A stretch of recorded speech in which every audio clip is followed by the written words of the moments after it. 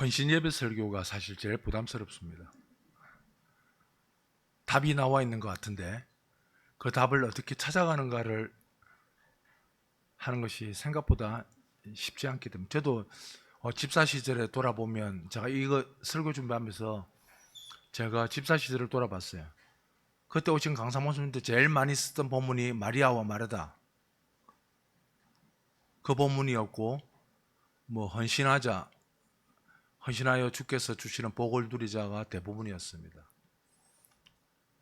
그런데 이제 설교자로 서서 헌신 예배를 가끔씩 인도하게 되고 말씀을 전하게 되면 참 두렵기도 합니다. 헌신의 뜻은 몸을 드린다는 거 아닙니까? 남전도회뿐만 아니라 여전도회 여러분, 몸을 드린 적이 있습니까? 로마서 12장에 우리 지금 계속 보고 있는데 어디에 여러분은 몸을 드린 적이 있습니까?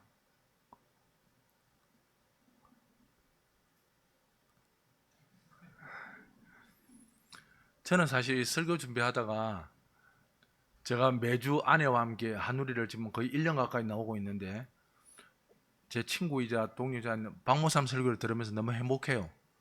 그래서 사실은 헌신 예배 설교가 따로 필요 없다 생각됩니다. 로마서를 통해서 이미 우리의 부르심에 대한 이야기를 듣고 있고 삶에 대한 이야기를 듣고 있기 때문에 주께서 말씀하신 것은 오늘 오전도 물론이거니와 이미 교리를 더해서 삶의 이야기를 로마서를 통해서 풀고 있기 때문에 헌신 예배 설교가 따로 필요할까 싶을 정도 생각이 참 많이 들었습니다. 더군다나 남전도에 제가 이제 60이 넘었는데 돌아보니까 우리 아버지 세대들을 지나서 제 세대의 남성들을 향하여 뭔가 말하는 것이 참 마음이 애리했습니다. 왜냐하면 지금 살고 있는 시대가 청년들은 청년대로 힘들지만 지금 저와 또 우리 바로 밑에 50대 세대들 조금 더 내는 40대 세대들이 살아가는 시대가 정말 힘겨운 것 같아요. 뭐 세대마다 안 힘든 때가 있겠습니까만은 그래서 이게 위로가 돼야 되는 건지 아니면 뭐 힘이 어떻게 전달돼 가지고 아싸 야 뭐 해야 되는 건지 그런 마음이 설교 좀 계속 들었습니다. 그 정도로 이 시대를 살고 있는 아버지로서의 삶이 녹록치 않기 때문입니다. 특히 우리 남성들이 이 시대를 살아가면서 여러 경우에 내가 무엇을 위해서 몸을 드리는가를 돌아보면 참 괴로울 때도 많고 힘들 때도 많고 신앙적으로 더 외로울 때도 많을 것 같아요. 그래서 어떻게 하면 이게 한편으로는 위로가 되면서 한편으로는 힘을 얻을까 한 2주간 계속 고민이었습니다. 근데 제목을 보시면 알지만 제목이 그렇게 위로가 되는 제목은 아닌 것 같아요. 복음 없는 헌신이 위험한 이유. 결국은 위로가 안 되고 그럴 것 같아서 조금 걱정은 되기는 되는데 그래도 제가 같이 가봅시다.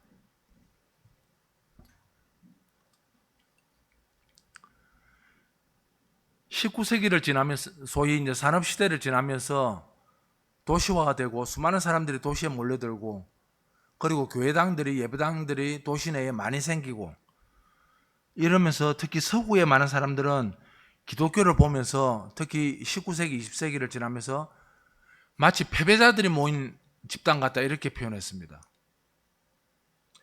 기독교의 나라라고 일컬었던 많은 서구의 나라들 속에서 오히려 산업화 이후에 뜻밖에도 교회를 보면서 교인들을 보면서 패배자들 집단 같고 패배자들이 모인 종교 집단이다 이렇게 말했습니다.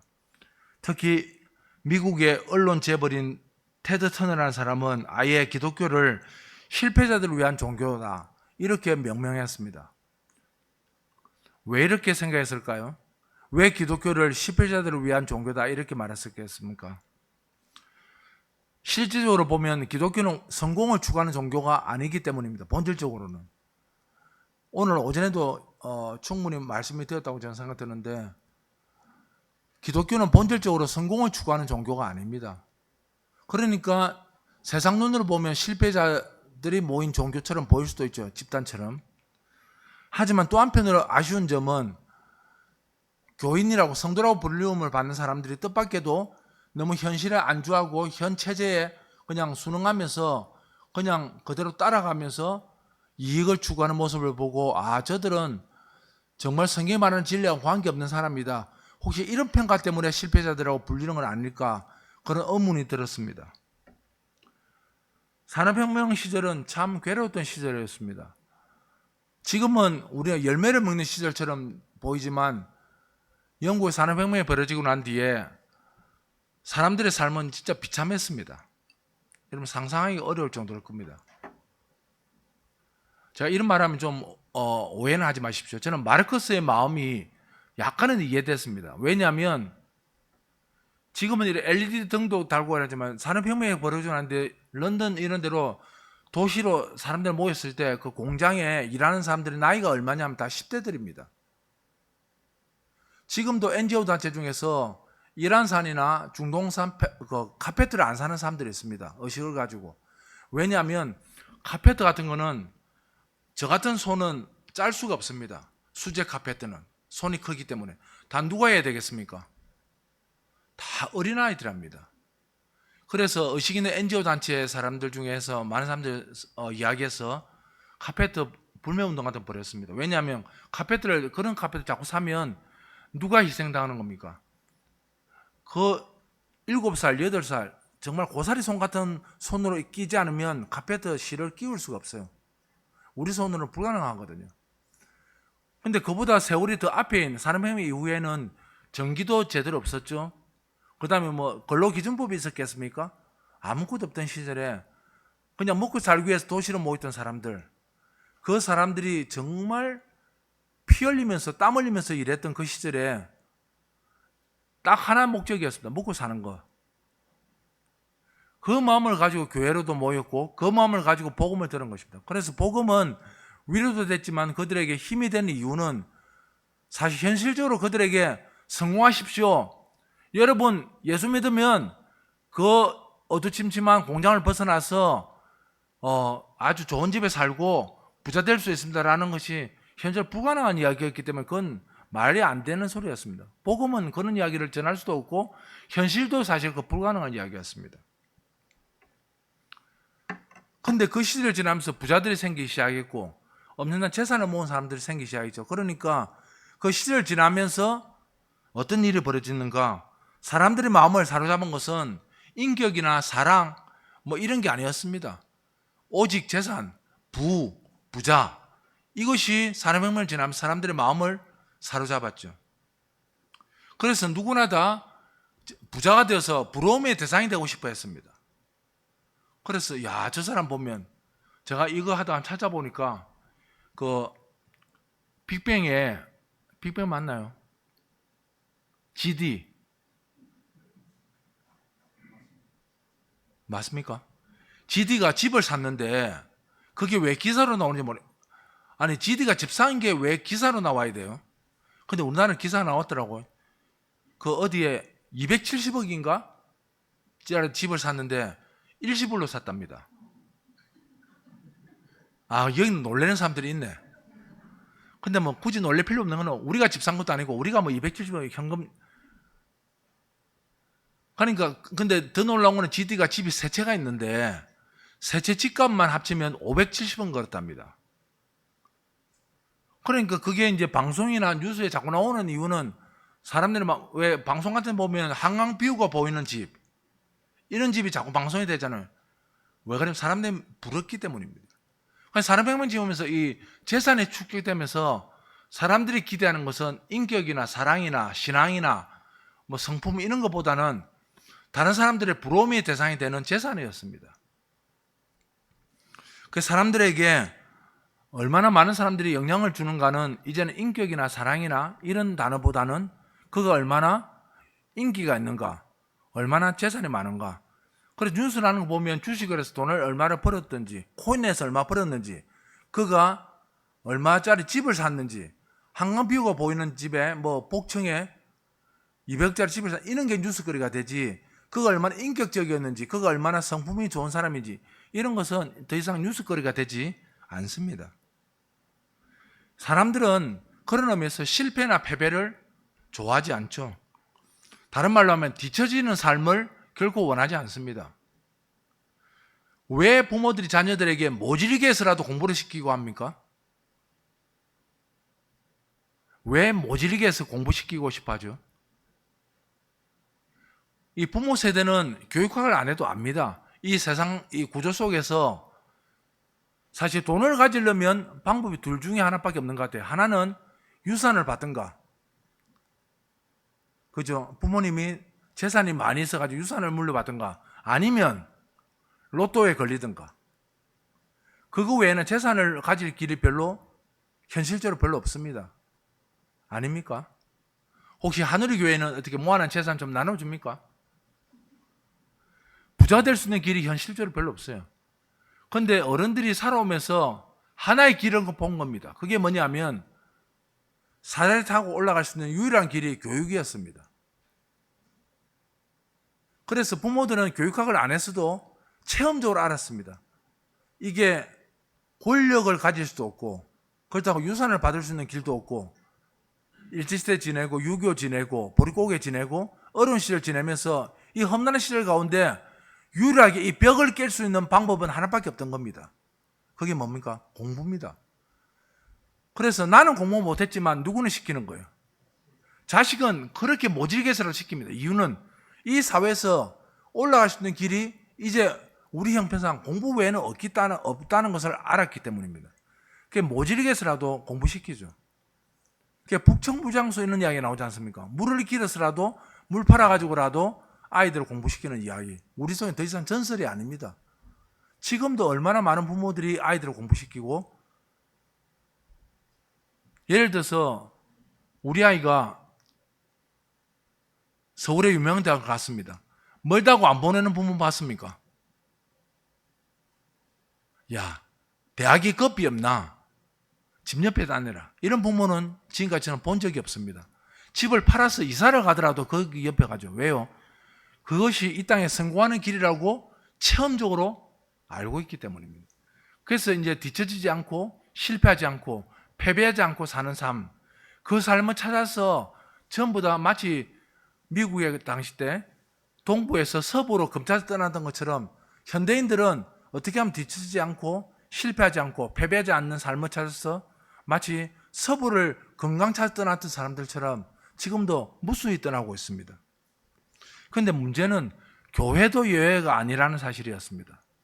목사가 보니까 목사로서도 떠나서 성도로서도 살펴보면 교회도 더 이상 21세기 현실에 예외는 아닙니다. 다른 교회보다 좀 더 성장해야 되고 많이 모여야 되고 내세울 만한 자랑거리가 있어야 우리 교회가 좋은 교회입니다. 하늘의 교회는 뭘 자랑할 수 있지?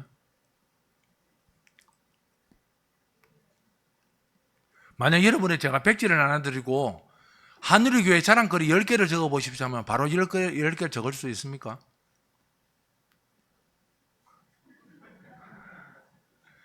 박홍섭 잘생겼다. 사모님 미인이다. 2개 적고 나면 더 이상 적을 게 없는. 찬양대 지휘자 목소리 대빨 좋다. 정말 여러분이 교회를 자랑할 만한 거리가 어디서 나온지 한번 살펴보십시오. 저는 매주 거의 제가 다른 교회 설교할 때 빼고는 여기를 매주 오는데 로마서를 들을 때마다 행복한 이유는 복음을 듣는 소식 듣는 게 얼마나 좋은지를 알기 때문입니다. 그 행복이 여러분에도 있기를 바랍니다. 근데 이거 말고 교회를 자꾸 다른 것으로 자랑하려고 하면 아까 말한 실패하지 않는 삶을 떠난 수많은 사람들처럼 교회도 그래 됩니다.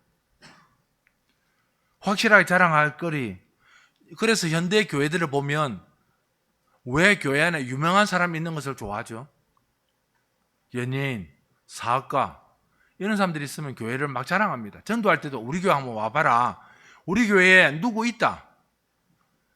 우리 교회 박홍섭 목사 있다라고 자랑한 사람은 별로 없습니다. 만약에 저는 볼 때 여기 BTS의 비가 아니지.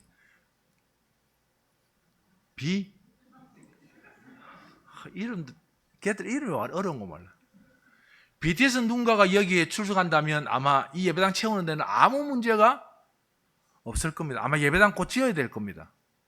특히 10대, 20대들이 몰려오고 외국인들 몰려오면 통역도 써야 될 겁니다. 이제. 그러니까 갈수록 이제 교회도 자랑을 복음으로 자랑하는 게 아니라 뭘 자랑하죠? 우리 교회 안에 유명한 교수가 있다. 유명한 의사 있다. 유명한 사업가, 성공한 사업가 있다. 유명한 연예인이 있다. 그게 정말 교회의 자랑이 맞습니까?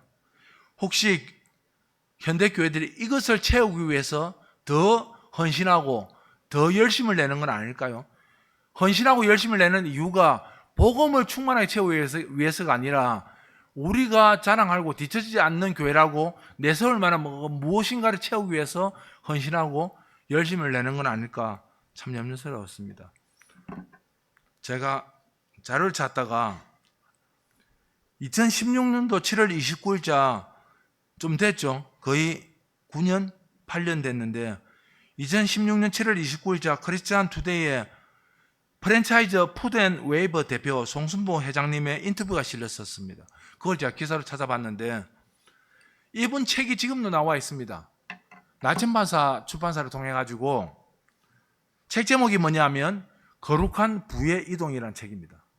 지금도 검색하시면 나올 겁니다. 이분이 인터뷰하면서 뭐라고 했냐면 제가 그대로 적어왔어요. 이렇게 말했습니다. 하나님을 향한 올바른 믿음만 있으면 모두 부자가 될 수 있다. 그러니까 저와 여러분은 부자가 이러면 안 되지. 이 동네 부자가 있을 수 있는데 부자가 아닌 이유는 뭐가 없기 때문입니까? 이분 견해에 따르면 하나님을 향한 올바른 믿음이 없기 때문입니다. 성경에는 구원보다 재물, 바로 돈에 대한 것을 2300차례나 더 많이 말하고 있다. 믿음은 곧 돈이라고 할 수 있다. 믿음 안에 진리와 부뿐만 아니라 건강과 장수가 다 들어있다. 하나님께서는 가난한 청렴을 강조하신 적이 없다. 그러므로 우리가 가난할 이유는 없다. 이렇게 주장했습니다. 인터뷰하면서. 그리고 이 내용은 이 책에 이분의 자서전적인 성공담의 책에 그대로 다 나와 있습니다. 지금도 검색하시면 또 오늘 오후 예배 마치고 또 나침반사 이 책이 또 갑자기 매수가 확 올라갈라. 정말 성경이 이걸 약속하고 있는 걸까요? 이런 이해는 어디서 출발된 겁니까? 복음을 근본적으로 잘못 알았기 때문입니다. 복음이 없는 상태에서 산업행이 일어나고 부자들이 생겨나면서 강자와 약자의 구별이 희한하게 바뀌었습니다. 진짜 강자가 진짜 약자가 누구인가에 대한 것의 기준점이 딱 하나입니다. 얼마나 많이 가졌는가. 많이 가지고 있으면 강자고 없으면 약자라는 것이 산업혁명 이후에 거의 기준점이 되어 있습니다. 돈이 없어도 마찬가지고 건강이 없어도 마찬가지고 학력이 없어도 마찬가지고 금전적으로 대체할 만한 뭐가 없으면 이 사회에서 약자라고 불리면 실패자라고 불림을 받기 딱 십상입니다. 그러면 더 심하게 되면 사람 대접을 잘 못 받는 사회가 되는 거죠. 그래서 열심히 부모들이 자녀들을 공부시키는 이유도 무시당하지 않고 야 임마 공부해야 사람 대접 받는다. 좋은 대학 나와야 사람 대접 받는다. 이게 우리 어른들 입에서 나온 소리 아닙니까? 이 복음에 대한 무지와 오해 때문에 교회마저도 세상이 교회를 향해서 야 교회는 실패자들이 모인 종교 집단이야 라고 말을 하면 반응이 어떻게 나와야 됩니까? 우리가 가진 거룩성과 복음의 충만성으로 대비를 하고 대응을 해야 되는데 오히려 현대 교회들은 그렇게 대응을 하지 않고 성경이 가르치는 복음 공동체 대신에 세상이 부러워할 만한 그 무엇을 자꾸 찾으려고 합니다. 세상이 부러워하는 그 무엇을 교회 예배당 자꾸 채우죠. 그래서 우리 무시하지 마라. 우리 안에 들어와봐라. 우리 안에도 이런 너희들이 무시 못할, 너희들이 부러워할 만한 것들이 가득 차 있다. 이런 것들을 자꾸 교회 안에 채우려고 합니다. 그러니까 세상이 자꾸 교회를 향해서 공격할수록 우리의 대응은 복음이어야 되고 거룩이어야 되는데 이거 대신에 세상을 압도하고 세상을 그냥 제압할 만한 그런 것들을 자꾸 예배당 안에 채우려고 합니다. 그래서 우리 안에는 이런 사람도 있다. 누군가 있다. 우리 안에는 이런 것도 있다. 저런 것도 있다. 한때 서울 강남의 어떤 교회에 어두한 바는 아니라고 하는데 제가 간접적으로 들었습니다. 강남의 모 교회 교육자들을 보니까 소위 스카이 출신들이 대부분인 거예요. 근데 목사님 어두한 적이 한 번도 없답니다. 근데 뭐 어두한 적이 있는지 없는지는 잘 모르겠는데 모이다 보니까 중등부 교육전사님 연세대 출신, 고등부 전사님 서울대 출신, 청년부 담당 서울대 출신, 모두 하면 교육자 이런 거예요. 근데 의도한 바는 아니었다고 할지라도 그 중에 있는 부모들도 이런 생각을 하는 거예요. 야, 그래도 우리 중등부 전사님이 어디 나왔어요? 연세대 나왔다 이러니까 그래도 뭔가 우리 애들한테 공부를 가외는 못 시켜주더라도 멀리를 대학 이야기를 할 때도 도움이 안 되겠나 이런 생각을 막연하지만 다 가지고 있는 거예요.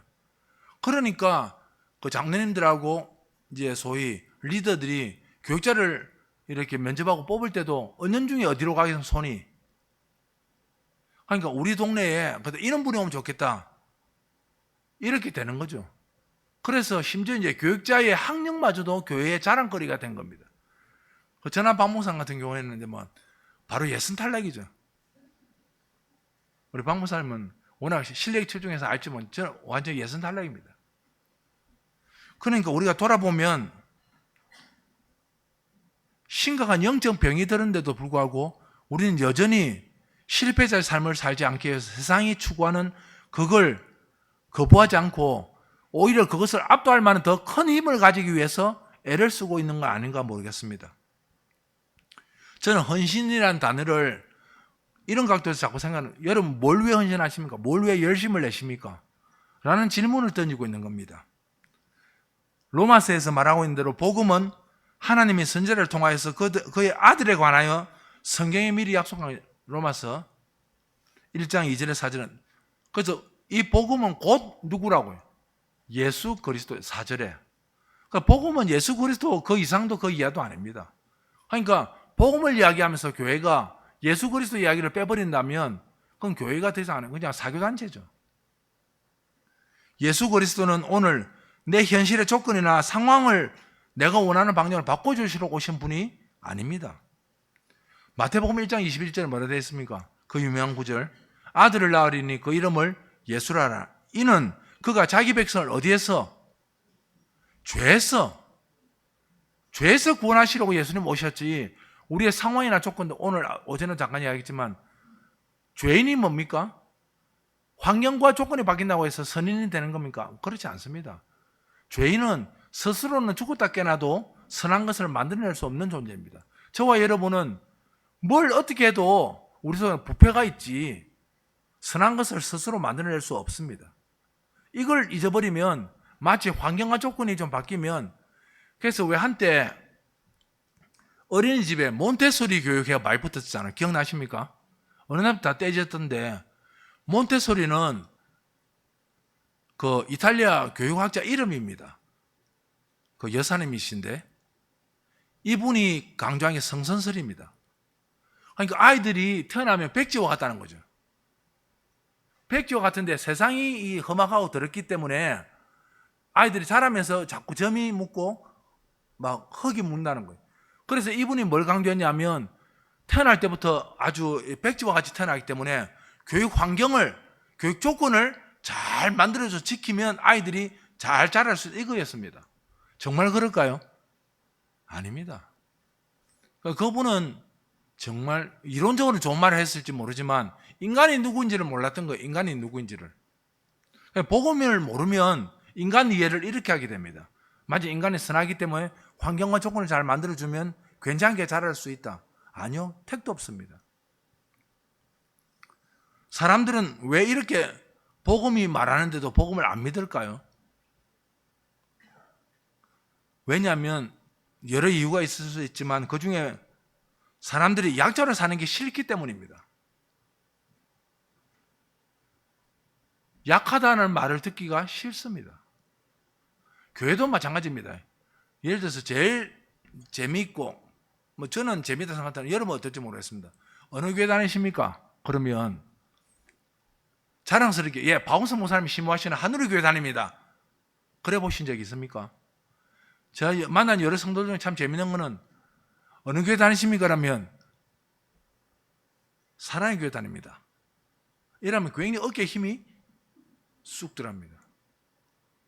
근데 어느 교회 다니십니까? 라면 잘 모를 겁니다. 그냥 저 반여동 저 기퉁이에 쫓겨난 교회 있습니다. 막 거다닙니다. 그러니까 사람들이 자기의 영적 상태, 신앙과 아무 상관없이 이 세상에 어떤 교회다, 그 교회 이름, 사람들이 알만한 교회, 몇만 명, 10만 명, 20만 명 모이고 한 해 예산이 200억, 300억, 300억 되고 그 안에서 오페라도 할 수 있고 예배당 시설이 워낙 잘 돼가지고 이런 예배당을 다닌다는 자체가 하나의 힘이 되는 겁니다. 그런데 우리 교회 잘 모를 겁니다. 지하에 그 기퉁이 그 있습니다. 교회 이름 뭐 제가 말해도 잘 모를 겁니다. 이런 마음 이해되세요? 그러니까 교회도 어느덧 우리를 자랑하고 싶은데 녹아 있는지도 모르겠습니다. 다시 말하면 복음을 안 믿는 이유는 이 세상에서 실패자, 약자라는 소리를 듣기 싫기 때문에. 왜냐하면 복음, 십자가는 항상 이 이야기를 하는데 이 이야기 듣기 싫으면 복음을 못 믿죠. 그래서 사람들은 구원을 얻는 믿음도 필요하고 복음 필요하다고 생각합니다. 뭘 얻기 위해서? 구원을 얻기 위해서. 근데 그만 필요한 게 아니라 뭐도 필요하죠? 이 땅을 살아가는 동안 다른 힘도 필요합니다. 그러니까 양수겹장, 이 딱 이스라엘 백성들 모습 아닙니까? 이스라엘이 하나님 안 믿다고 말한 적이 없습니다. 그들은. 여러분 선지서부터 앞에 쭉 살펴본 역사서를 이스라엘 백성들이 자기 입으로 우린 여호와 하나님 안 믿습니다라고 말한 적이 없습니다.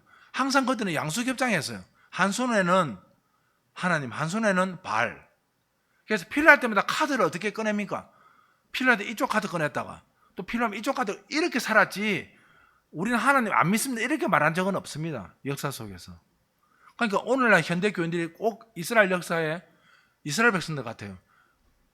돈과 구원을 양손에 다지고 싶은 겁니다. 그래서 신앙 이야기할 때는 바울 이야기도 하고 구원을 이야기했다가 이 땅을 살아가는 동안에는 돈을 이야기하고 싶은, 두 가지를 다 손에 쥐고 싶은 거죠. 그런데 성경은 이런 약속은 해준 적이 없다는 데 참 곤혹스러움이 있습니다. 복음은 이런 면에서 처음부터 약한 자에게 보여주셨습니다. 누가복음 5장부터 시작해서 2장 계속 보시면 예수님이 탄생 기사를 보시면 누구에게 제일 먼저 나타났습니까? 예수님도 구유에 태어나셨고 완전히 인간 취급 못 받던 목자들에게 제일 먼저 천사가 나타나서 소식을 알려주셨습니다. 그러니까 예수님의 탄생 자체가 뭐 로마 고관이나 귀족들, 강한 자이가 아니라 그 시대에 사람 대접 못 받던 사람들, 약자에게 먼저 나타나셔서 예수님 오신 이유와 목적이 그림으로도 명확하게 설명이 되도록 복음서는 우리에게 가르쳐 줍니다. 누가복음 5장 30절에서 이하를 보시면 당시에 천대받던 세리는 세간원인데 마태 세리처럼 세간원이 천대받던 이유는 동족을 팔아먹는다, 피를 뽑는다고 생각했기 때문입니다. 그러니까 로마가 10만 원만 거두라 그러면 세리들은 유대 땅에서 20만 원을 거두는 거죠. 10만 원을 로마에 바치고 10만 원은 누가 해먹습니까? 자기가 해먹습니다. 그러니까 더 괴로운 거죠. 그래서 인간 취급을 아예 안 했습니다. 그 천대받던 세리와 그 직업, 근데 누가복음 5장에 보시면 예수님이 세리 직업을 가진 레위를 부르십니다. 그리고 레위는 그 부르심에 기뻐서 동료들을 막 부르거든요. 그 잔치를 벌입니다.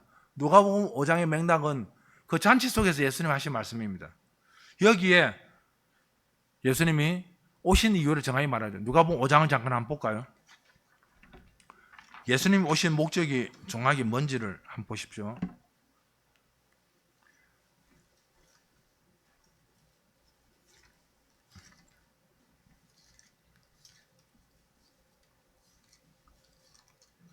누가복음 5장 31절 32절을 부르겠습니다. 함께 보시겠습니다. 시작.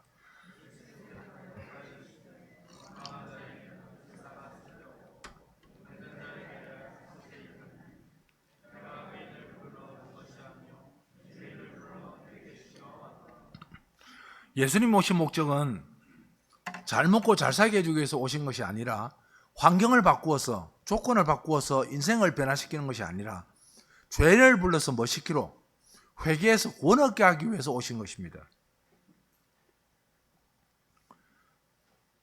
그러니까 세리와 죄인들처럼 인간 취급 못 받은 사람들, 사람 대접 못 받은 사람들에게 나타나셔서 그들과 같이 잔치하시고 먹고 마시고 그래서 환대하시고 식탁 교제하시면서 예수님이 오신 목적을 정확하게 그림으로 보여주셨습니다. 내가 온 것은 너희들의 삶의 조건을 바꿔서 성공한 자, 실패자가 아닌 삶을 살게 하기 위해서가 아니라 죄를 해결하고 구원을 얻게 하기 위해서다. 이게 예수님 오신 목적이면 분명히 말씀하셨습니다. 사실 이 말씀은 바리새인들과 서기관들에게는 폭탄과 같은 말씀입니다. 잘 먹고 잘 살던 그들, 로마와 결탁하고 또 자기들끼리 힘을 얻어 가지고 잘 먹고 잘 살던 종교 권세자로 살던 그들에게는 폭탄 같은 말씀이죠. 자신들은 성공한 인생을 살고 있는데 갑자기 예수님 오셔서 실패자의 삶이 어떤 것인가 가르쳐주고 진정한 실패는 복음을 떠난 것이라는 것을 선언하시면서 그것을 해결할 수 유일한 방법은 예수 그리스도를 믿는 것 외에는 없다. 이건 폭탄과 같은 말씀이었습니다. 복음은 예수님과 개인적 친분을 맺어가지고 성공하려고 있는 것이 아닙니다. 복음이 깊이 들어올수록 예수님과 깊은 친분을 맺어가지고 뭘 많이 얻어가지고 성공한 인생을 살다? 그건 복음의 이야기가 아니라는 거죠. 복음은 갈라디아서 2장 20절에 있는 것처럼 그리스도와 함께 사는 것이고 그리스도와 함께 죽는 것입니다. 이게 복음이죠. 그러니까 예수님은 이 세상에 멋진 능력자들을 모아가지고 BTS도 모으고 이를 모아가지고 하나님의 나라가 사람들 보기에 박수치고 볼만한 그런 멋진 나라, 그런 멋진 곳이라고 설명하려고 오신 것이 아닙니다. 만약 그렇게 하시려 했다면 십자가를 지실 이유도 없죠.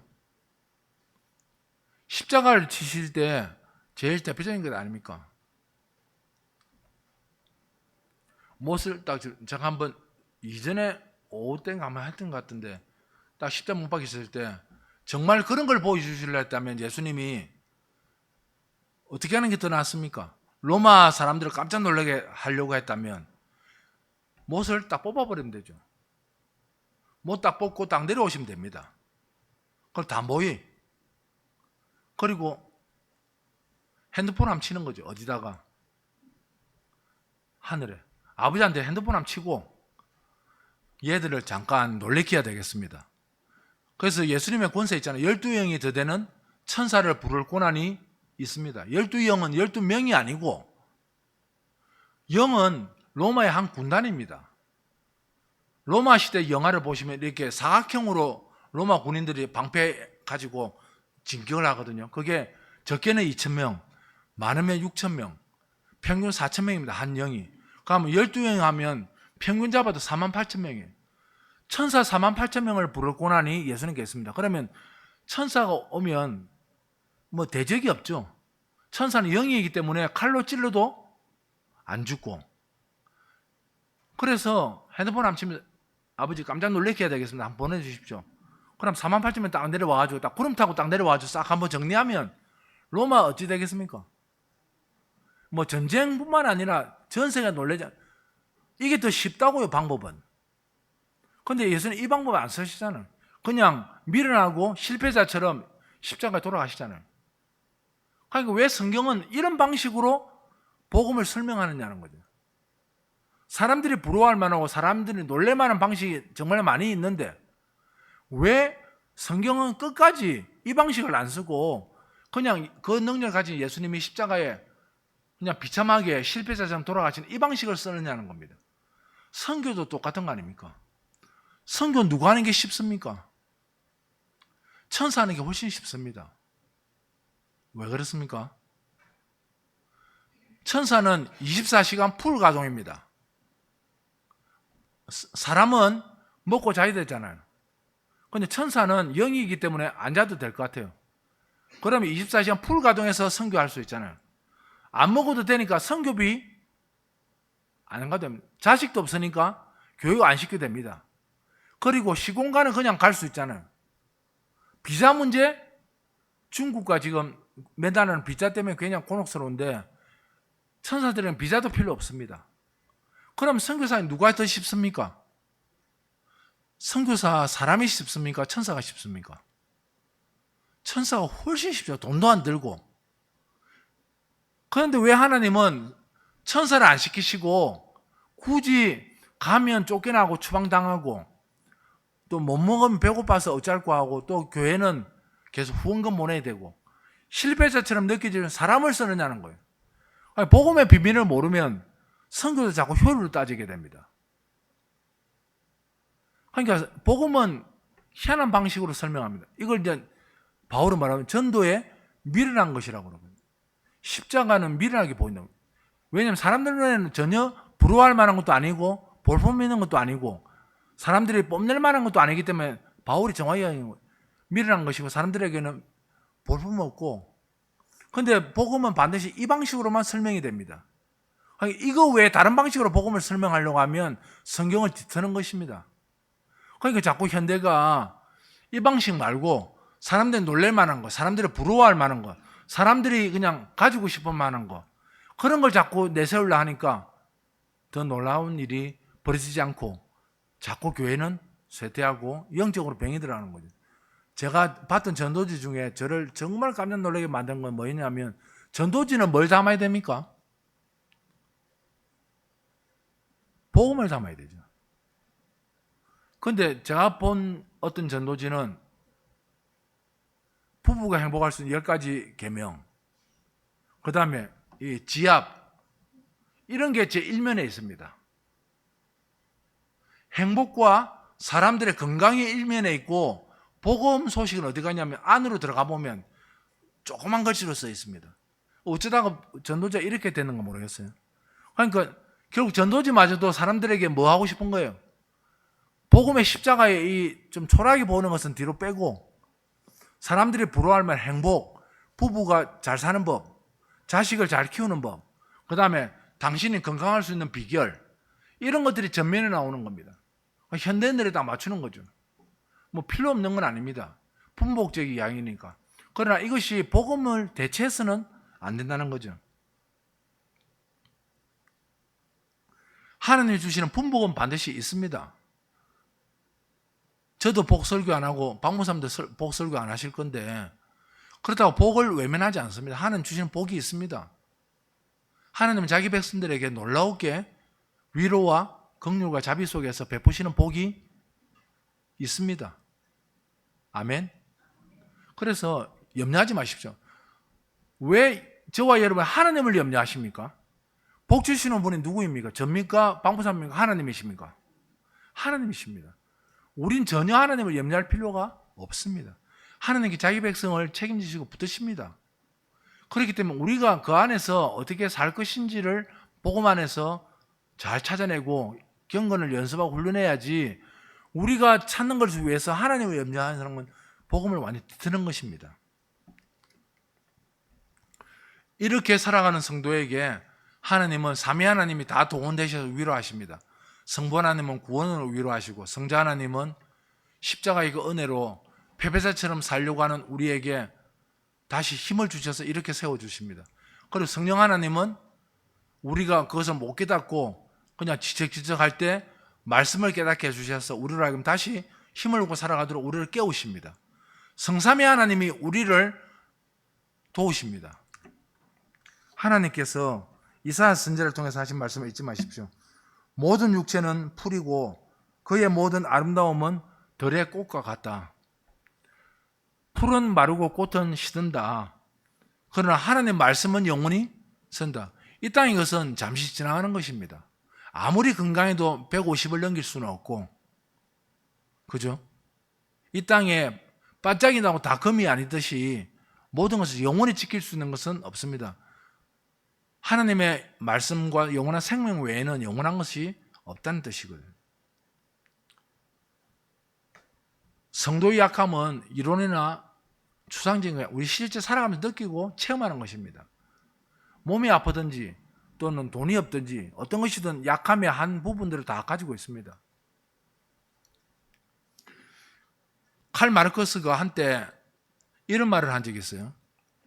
그 산업 현장을 보고 난 뒤에 이 사람이 정말 공부 열심히 한 사람이거든요. 대형 박물관 그 도서관에 앉아가지고 하루 점도로 공부한 사람입니다. 그리고 현장은 그 산업 현장, 혁명의 현장을 보고, 그러고 난 뒤에 지금 독일 베를린에 한 대학을 가면 이 마르크스의 글이 그 딱 들어가면 로비에 딱 써 있으면 독일어로. 그걸 번역하면 뭐라 되냐면, 중요한 것은 세상을 이해하는 것이 아니라 변화시키는 것이다. 굉장히 말은 멋진 말입니다. 이게 이제 베를린에 그 왜 대학이냐면 동독이었거든, 그 당시 때. 합치면서 이제 베를린에 안에 있는 대학이 됐는데, 그 대학이 딱 문을 들어가면 로비에 이 독일어로 이 칼 마르크스 이 문구가 써 있습니다. 이해하는 것이 아니라 변화시키는 것이다. 그래서 이걸 근거로 해서 사실 칼 마르크스는 엥겔스하고 뭘 주장했냐면 공산당 선언을 한 겁니다. 그래서 오늘 오전에 이야기했지만 전혀 몰랐기 때문에 디어플라인 거죠. 혁명. 이래 안 하면 사회는 안 바뀐다. 그래서 그들이 내세웠던 게 공산당 혁명이었습니다. 그런데 그들이 정말 몰랐던 게 있습니다. 그게 뭘까요? 복음은 뭐부터 선언합니까? 우리가 죄인이라는 사실을 선언합니다. 죄인은 스스로 선한 것을 만들어낼 수 없는 존재. 마르크스는 이걸 몰랐던 겁니다. 결국은 인간이 얼마나 부패한 존재인지를 몰랐기 때문에 뭐만 남았을까요? 말은 멋지게 시작했지만 전부 다 날아가고 구호만 남은 겁니다. 그래서 사람들의 마음을 움직이지도 못하고 힘도 안 되는 구호만 남고 진짜는 다 사라져 버렸습니다. 왜냐하면 인간을 몰랐기 때문입니다. 인간은 복음이 말한 대로 죄인이거든요. 그러니까 스스로는 선한 걸 만들어낼 수 없기 때문에 자기가 아무리 손을 들고 뭘 열심히 하려고 해도 그것으로 이루어질 수 없다는 것을 마르크스는 몰랐던 겁니다. 사람들은 자기가 열심히 살고 헌신하며 행복해질 수 있을 거라고 생각합니다. 지금 이 시대 청년들이 가장 아파하는 것은 열심히 살았는데, 열심히 공부했는데 우리 삶이 왜 이러냐는 겁니다. 기성세대로 참 미안하죠. 우리 애들 보기에. 열심히 살면, 헌신하면 행복해져야 되는데, 왜 롯데 시네마 영화 보러 가면 그 제일 앞에 뭐라 합니까? 행복해져라, 행복해져라 하잖아요. 그래 말한다고 행복해집니까? 사람들은 행복해지는 걸 목표로 삼습니다. 그런데 복음은 행복해지기 위해서 있는 게 아닙니다. 사람이. 복음이 가르치는 것은 사람은 행복해지기 위해서 이 땅에 있는 게 아니라 거룩해지기 위해서 있는 삶을 살아야 되는 것으로 우리를 부르심을 받았다는 것을 강조합니다. 전혀 목표가 다릅니다. 세상은 각 개인이 행복해지는 것을 목표로 삼겠지만 성경은 성도로 하여금 거룩해지는 것을 목표로 삼습니다. 복음은 사람들에게 부러워할 만한 존재가 되라고 가르치지 않고 하나님이 기뻐 받으실 만한 존재가 되라고 가르칩니다. 그 전혀 다르죠. 왜 복음 없는 헌신이 위험하냐면 내가 가진 열심과 헌신으로 가게 되면 사람이 부러워할 만한 사람은 될 수 있습니다. 그런데 그건 복음과 아무 상관이 없습니다. 복음이 강조하는 것은 하나님이 기뻐 받으실 만한 사람이 되는 것이지 사람이 부러워할 만한 사람이 되는 게 아니기 때문입니다. 예수님은 치료하러 오신 분이 아니라 새 생명을 주러 오신 분입니다. 우리를 불러서 자녀 삼으시고 우리를 완전히 죄에서 구원하여 새 생명을 주시러 오셨지 우리 아픈 데를 이렇게 빨간 약 발라서 치료하러 오신 분이 아닙니다.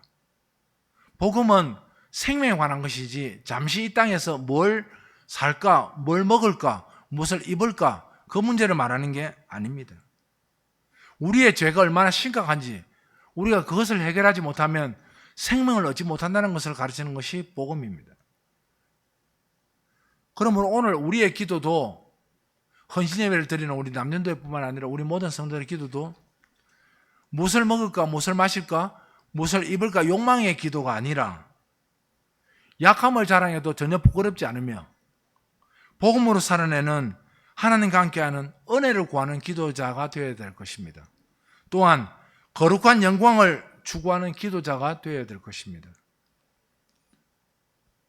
복음을 알고 복음에 따라 사는 것, 그것이 곧 저는 헌신이라 믿는 사람입니다.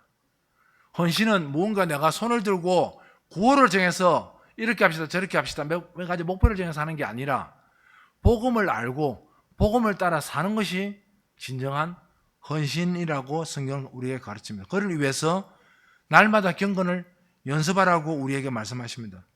복음을 기반으로 하지 않으면, 복음이 없는 헌신이 왜 위험하냐면, 이런 헌신과 열심히 강하면 강할수록 교회 공동체를 칼로 해지듯이 찌르기 때문입니다. 공동체를 세우는 게 아니라 공동체를 해지 버려버립니다. 갈등과 분열을 가져와서 공동체를 무너뜨려 버립니다.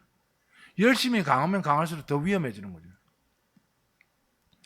교회 지체에게 상처를 주는 칼이 될 수 있습니다.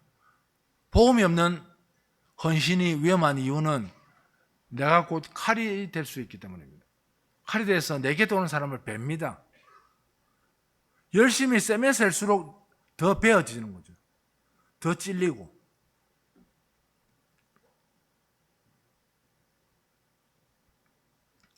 맹목적 헌신의 위험한 사건을 제가 역사적 사건 가운데 하나를 예로 들어드리겠습니다.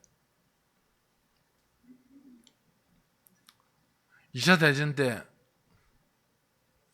유태인을 학살했던, 물론 최고 주범은 히틀러였고, 그 밑에 명령을 받아서 했던 사람이 아이히만이라는 사람입니다. 아이히만, 독일인인데 오스트리아 태생이지만 이 사람이 유태인을 죽이는데 모든 계획과 실행을 한 사람입니다. 심지어 많이 죽이기 위해서 뭐까지 생각했냐면 기차 안에 가스실을 만들었습니다. 오면서 다 죽이는 거죠. 가스실 가기까지 시간이 너무 많이 걸리니까 기차 안에 그냥 칸칸이 가스실을 만들어가지고 거기 태우고 가스를 내려보내면 기차 안에서 죽어버리면, 그러면 시체만 들려면 되니까. 이런 계획과 내용들을 했던 사람입니다. 나중에 이 사람이 2차 대전 마치고 난 뒤에 유럽을 탈출합니다. 어디로 갔냐면 아르헨티나로 도망갔습니다. 이름도 속였습니다. 그래서 그 아르헨티나 주민들은 이 사람이 아이히만인 줄 몰랐습니다. 그런데 가족 중에 한 명이 신고를 했습니다. 사실 이분이 유태인을 학살한 주범이라고. 그래서 이스라엘 경찰하고 미국 경찰에서 그 아르헨티나 가가지고 이 사람 잡아왔습니다. 나중에 사형당하거든요. 몇십 년 지나도 그들은 끝까지 추적해가지고 전 세계 어디를 가든지 찾아내가지고 그 재판정에 올렸습니다. 그때 안나 하렌트라는 정치의 그 유대인 철학자가 있었는데, 이분이 아이만이 재판받을 때 간 거예요. 원래 미국 거주하는 분인데 도대체 유대인을 이렇게 죽인 사람이 어떤 사람인가 싶어서 찾아가 본 거예요, 재판정에. 이 사람은 생각할 때, 야, 이 아이만이 생긴 것부터 좀 다르지 않을까 이렇게 생각했던 거예요. 그런데 가서 보니까 뭐라고 표현했냐면, 나중에 이분이 쓴 책이 예루살렘의 아이만이라는 책입니다. 보니까 옆집 아저씨 같은 거예요, 할아버지 같고. 또 앉아 있는데 완전히 옆집 동네 아저씨인 거예요. 안나 하렌트가 충격을 받습니다. 뭔가 생긴 것부터 다를 거라 생각했는데 정말 그 모습이 완전히 옆집 사는 동네 아저씨. 그런데 이 아저씨의 말이 더 걸작입니다. 당신은 왜 그렇게 사람들 죽였냐 그러니까, 제가 그래 맹목적인 헌신과 열심이 왜 위험한지 역사적 사건입니다. 이 사람은 이래 말하는 거예요. 저는 사람을 죽이려고 한 게 아니라고. 공무원이에요, 공무원. 맞죠? 나치의 공무원인 거예요. 공무원으로서 뭘 열심히 한 거예요? 나라 일을 열심히 했을 뿐이라고 대답한 겁니다. 이 사람 대답이. 그래서 전 세계 사람 다 놀랐습니다. 아니 미안하다, 돌아보니까 와, 그 사람이 할 짓이 이렇게 최소한 나와야 되는데, 저는 공무원이었고 나라가 시키는 일에 대하여 충성을 다했고 최선을 다해서 열심을 다했을 뿐입니다. 그래서 나온 유명한 말이 악의 평범성이라는 말입니다. 악의 뿔난 것처럼 도깨비 모양이 아니라 악이 얼마나 우리 옆집에 있는 평범한 일인가라는 것을 이 안나 하란트가 그 책에서 말했는데, 우리가 생각해보면 이 아이만 이야기처럼 정말 열심히 살고 공무원으로 자기 직업에 최선을 다했는데 맹목인 거죠. 이거 왜 하는지, 어떤 일인지를 질문하지 않으면 이 일을 통해서 이게 칼이 되어서 얼마나 많은 사람들 죽이고 다치게 하는지를 몰랐던 겁니다. 이게 아이만만의 이야기일까요? 교회 안에서도 봉사와 헌신이라는 이름으로 열심히 할 때 복음을 빼먹으면 똑같은 일이 벌어집니다. 내 열심과 헌신 때문에 내 옆에 있는 우리 전도의 지체가 다칠 수도 있습니다. 누군가가 아파할 수도 있고. 우리 오늘 읽었던 본문 중에서 에베소서 4장 2절 3절만 우리 다 같이 읽겠습니다. 이제 마무리하면서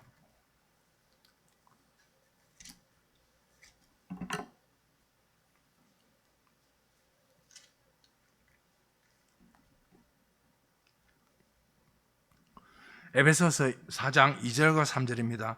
시작.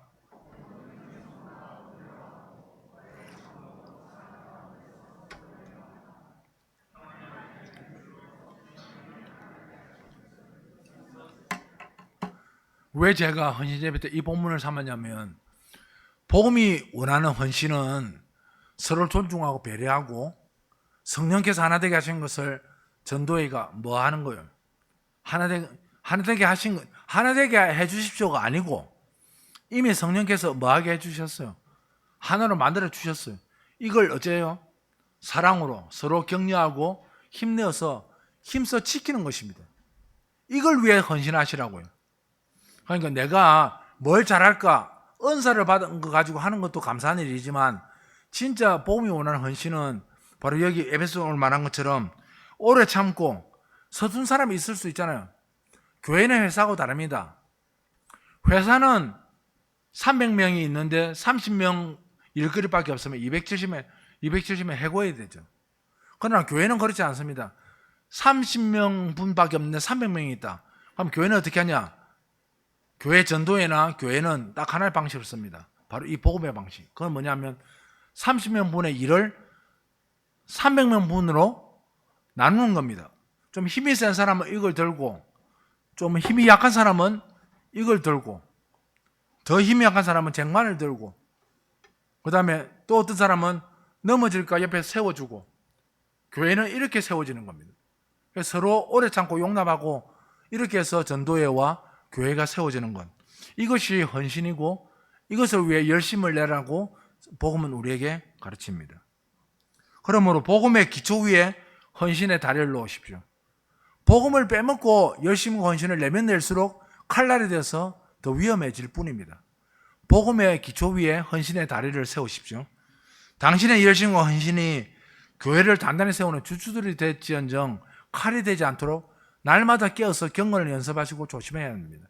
특히 가장 여러분, 사회에서 받는 스트레스를 교회 와서 다른 방식으로 풀려고 하지 마시죠. 오히려 서로 용납하고 서로 품고 이 에베소서 이 마음으로 전도회가 더 힘을 내서 위로하고 격려하고 하나됨을 힘써 지키는 공동체가 되기를 부탁드립니다. 이럴 때 복음을 빼먹지 않고 기초 위에 세우고 가면 성경에 말하는 이런 아름다운 공동체를 세울 수 있다고 성경은 우리에게 약속해 줍니다.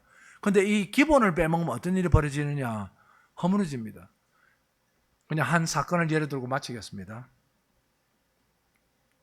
얼마 전에 그 예산 백종원의 국밥거리라는 것이 논란이 된 적이 있습니다.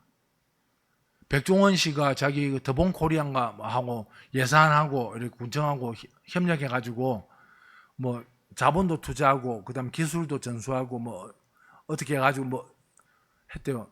제가 찾아보니까 한 30억 가까이를 투자했다 그러는데, 제가 고향을 살리기 위해서. 근데 이 백종원 씨가 못 참는 게 뭐냐면 식당 들어온 겁니다. 이분이 못 참는 게 기본기가 없는 겁니다. 그러니까 삶는 시간, 고기 삶는 시간, 그 다음에 육수 내는 시간, 그 다음에 걸어 씻는 거, 이런 기본을 못하면 백종원 씨는 못 참거든요. 그분 자기 요식업 하면서. 근데 이제 이 백종원 국밥거리가 생겼어요. 덕분에. 그러고 전국에서 엄청나게 모이던 거죠. 뭐 주말에는 몇천 명씩 왔대요. 국밥 먹으러. 그런데 사람이 많이 오다 보니까 어떤 일이 벌어지냐? 기본이 사라진 거죠. 그릇을 대충 씻기 시작한 겁니다. 아시잖아요. 기름기 있는 그릇 대충 씻으면 어떤 일이 벌어집니까? 그리고 의자 밑에 뭐가 떨어져도 안 줍는 거예요. 왜? 손님들이 밀려들기 시작하니까. 그리고 더 이제 문제는 육수를 내는 고기 삶는 시간이 짧아진 거예요. 그러니까 국물 맛이 안 나는 거죠. 또 더 나가서 손님 밀려드니까 국밥을 빨리빨리 내야 되니까 국물에다 뭘 탔겠어요? 물을 타기 시작한 겁니다. 그러니까 국물이 멀가이 된 거죠. 자, 어떤 일이 벌어졌을까요? 백종원 씨가 손절을 하고 떠났습니다. 그리고 전국에서 모이던 사람들도 더 이상 모이지 않게 되었습니다. 여러분, 국밥 하나도 그렇습니다. 기본을 잃어버리면, 하물며 우리가 하나님 앞에 헌신하는 우리의 열심과 봉사가 복음이 빠지면 어떻게 되겠습니까? 결국은 사람의 자랑거리로 다 채우려 할 겁니다. 오늘 남전도회뿐만 아니라 우리 모두가 다시 한번 에베소서의 말씀을 기억하고 정말 복음으로 하나님을 힘써 지키는, 여기에 먼저 충성하고 헌신하는 우리 가족들이 되기를 주님의 이름으로 축복합니다. 기도하겠습니다.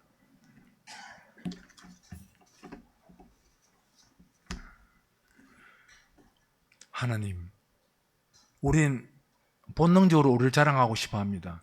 내가 가진 것을 내세우고 싶고, 내가 받은 은사를 더 뽐내고 싶고, 그래서 남보다 더 뛰어나다는 것을 뭔가 알리고 싶어 하는 본능적인 유혹을 받습니다. 복음은 그것을 제어하라고 말하고, 그것으로는 절대 교회가 설 수 없음을 우리에게 가르쳐 줍니다.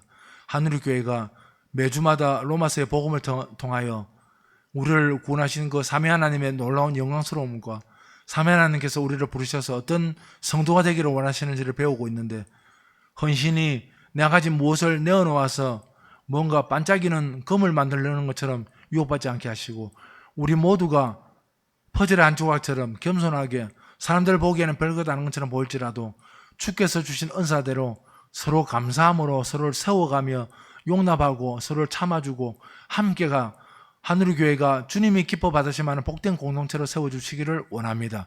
이를 위하여 모두가 힘을 내게 하여 주시옵소서.